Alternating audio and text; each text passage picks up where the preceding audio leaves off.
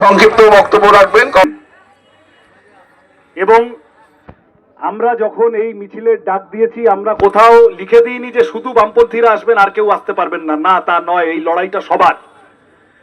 এই আমার আগে পঙ্কজদা বলার সময় বলছিলেন এই বাঘাযতীন স্টেশনে হকার বন্ধুদের কাছে নাকি এখনো কোথাও কোথাও এরকম কথা বলা হচ্ছে যে লাল ঝান্ডার সাথে যাচ্ছ নিজের দায়িত্বে যাও।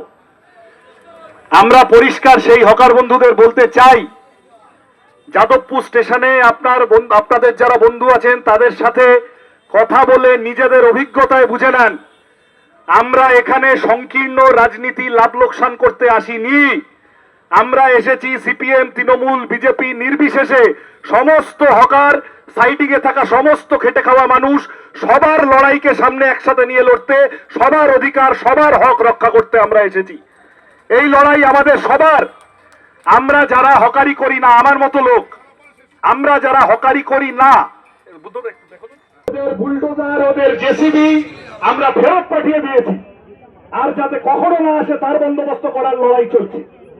আমি কেবল এইটুকু বলতে পারি, এখানে বিভিন্ন দলের অনেকে বলেছেন, সিপিআইএম দলের এমপিরা তারা রেলমন্ত্রীকে কালকেই চিঠি দেবেন।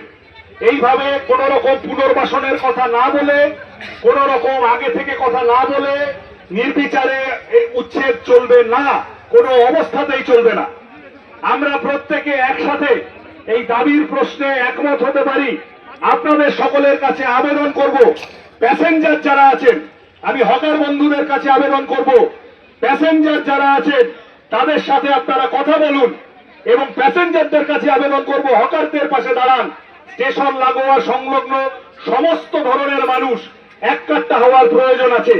যারা ভাবছে হকার উচ্ছেদ হচ্ছে তো হচ্ছে, আমার কি, আমি তো সুন্দর এসি ঘরে থাকবো, কালকে আপনার সল্টলেকের 5 তারা কোম্পানি যখন আপনাকে লে অফ করে দেবে, আপনার পাশে দাঁড়ানোর মতো কেউ থাকবে না আজকে যদি হকারদের পাশে না দাঁড়ান।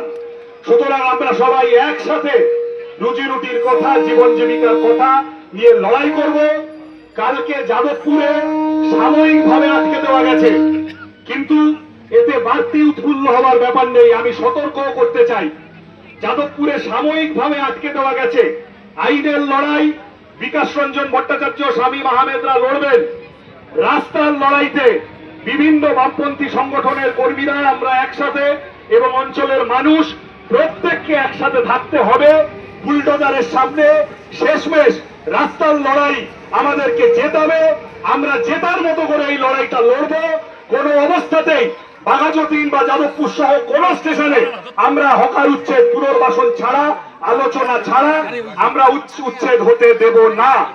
আমি কেবল শেষ করব, আমি রাজনীতির কথা বেশি বলতে চাই না, রাজনীতির কথা না বলতে পারলেই ভালো হতো। এই লড়াইতে এমন অনেক মানুষ আছেন দুদিন আগে বিজেপিকে ভোট দিয়েছেন বা তৃণমূলকে ভোট দিয়েছেন। আমরা প্রত্যেককে বলেছি, আবার বলছি আমি কথাটা, সিপিএম, তৃণমূল, বিজেপি দেখার সময় এটা নয়। মানুষের রুজি রুটির প্রশ্ন, সবাই একসাথে আসুন, একসাথে লড়াই করি চলুন। বলছে তৃণমূল কাদেরকে বেআইনি ভাবে বসিয়েছে স্টেশনে আমরা তাদের দেখে নেব। আরে তৃণমূল যাদেরকে বেআইনি ভাবে বসিয়েছে, তৃণমূলের যে কাউন্সিলর টাকা খেয়েছে তাকে গিয়ে তোমরা গ্রেপ্তার করো। হকারগুলোর পেটে লাথি মারবে কেন? হকারগুলোর পেটে লাথি মারবে কেন? যে কাউন্সিলর টাকা খেয়ে বসিয়েছে তার টাকা গলায় হাত ঢুকিয়ে বের করো। ঠিক বলছি তো? ঠিক বলছি তো? কোথাও কোথাও শুনছি এখানকার হকার ওখানকার হকার, এখানকার কে বাইরের কে, ওভাবে দেখাটা ঠিক হবে না। ওই ফাঁদে পা দেবেন না। খেটে খাওয়া মানুষ আশপাশ থেকে যারা আসেন তারাও আমাদেরই বন্ধু, তারাও আমাদের সাথেই লড়াই করবেন। একসাথে লড়াই করতে হবে। যারা বলেছেন, আরো আমি বেশি কথায় যাই না, ওখানে যাদবপুরে আগের দিন মিটিং করে বলে গেছেন সিপিএম হইতে সাবধান। সিপিএম খালি মিটিং মিছিল করবে কিন্তু সলিউশন দেবে না। আমার বিনীত প্রশ্ন, যে সলিউশন মানবিক ভাবে বোঝেন। সাধারণ মানুষ হকারি করছে, ছোট দোকান দিয়েছে, ঝুপড়ি দিয়েছে, তার পেটে নির্বিচারে লাথি মেরে দেওয়াটা কোনো কাজের কথা নয়।